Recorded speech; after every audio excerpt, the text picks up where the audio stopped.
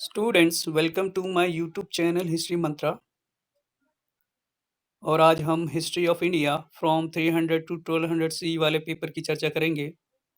और इस पेपर में पिछले सालों में जो पूछे गए प्रश्न हैं उसके बारे में चर्चा करेंगे।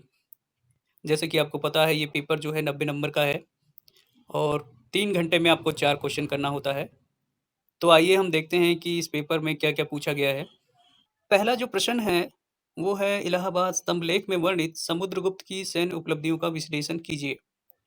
तो जैसा कि आपको पता है कि जो ये अभिलेख है, ये समुद्रगुप्त की प्रशस्ति है। प्रशस्ति मतलब प्रशंसा है और इसको हरिसेन के द्वारा जो है लिखवाया गया है और ये प्रयाग में है, प्रयागराज में है। तो इसमें समुद्रगुप्त की जो सैनिक उपलब्धियां हैं, चाहे वो उत्तरापथ हो, चाहे दक्षिणापथ हो, सभी का उल्लेख जो है इसमें किया गया है। प्रश्न संख्या 2 जो है उसमें पूछा गया है, कला एवं तकनीक की दृष्टि से गुप्त काल क्लासिकी युग था, क्या आप सहमत हैं? तो गुप्त काल को जो है कई विशेषणों से जो है संबोधित किया गया है। जैसे कि इसको स्वर्ण काल भी कहा जाता है, संस्कृत के उत्थान का युग भी कहा जाता है, इसको हिंदूवाद से भी जोड़ा जाता है। तो गुप्त काल में पूछा गया है कि कला एवं तकनीक, तो कला जो है इसमें आप देखेंगे कि स्थापत्य कला है, उसमें जो मंदिर है, कई सारे मंदिर जो है गुप्त काल में बनवाए गए, कई सारी मूर्ति कला जो है वो एक तरीके से उभर करके आती है। न केवल गुप्त काल में बल्कि वकाटकों के द्वारा भी बहुत सारे जो स्थापत्य है या गुहा निर्माण है, पेंटिंग वगैरह है, वो सब करवाई गई है।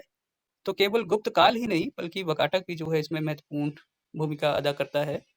तो एक डिबेट वाला क्वेश्चन है।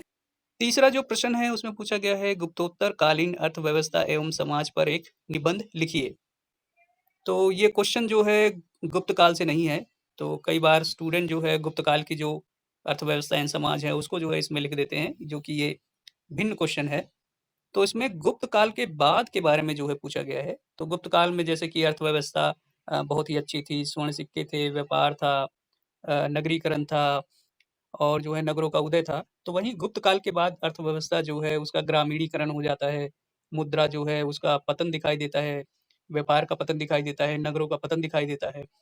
तो वहीं गुप्तकालीन जो समाज है उसमें हमें 4 वर्ण दिखाई देते हैं, ब्राह्मण, क्षत्रिय, वैश्य, शूद्र।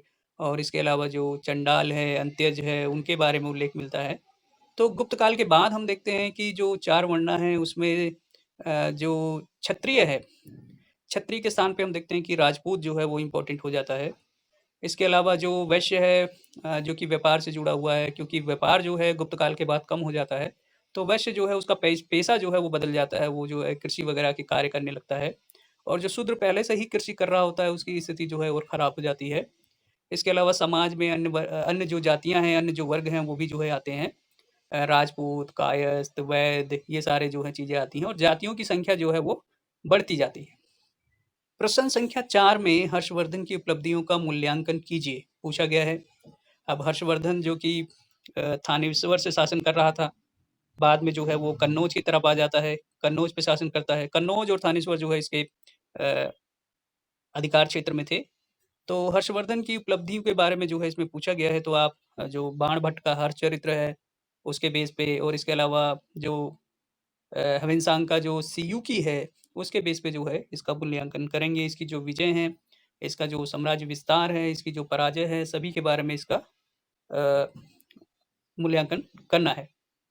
क्वेश्चन नंबर 5 में जो है पाल, प्रतिहार और राष्ट्रकूट शासकों के बीच त्रिपक्षीय संघर्ष का वर्णन कीजिए, ये पूछा गया है। सो जैसा कि आपको पता है जो पाल हैं वो बंगाल से थे, प्रतिहार जो है वो अ, उत्तर भारत के क्षेत्रों पे जो है एक तरीके से शासन कर रहे थे और राष्ट्रकूट जो है वो दक्षिण भारत से थे। इन तीनों के बीच जो है कन्नौज को लेकर के और मालवा जो क्षेत्र है उसको लेकर के संघर्ष रहा था। और इन तीनों के द्वारा बहुत लंबे समय तक जो है कन्नौज तथा जो मालवा क्षेत्र है उसको पाने के लिए जो है संघर्ष किया गया है। तो उसी के बारे में ये प्रश्न है। क्वेश्चन नंबर 6, राजपूतों की उत्पत्ति से संबंधित विभिन्न सिद्धांतों की विवेचना कीजिए।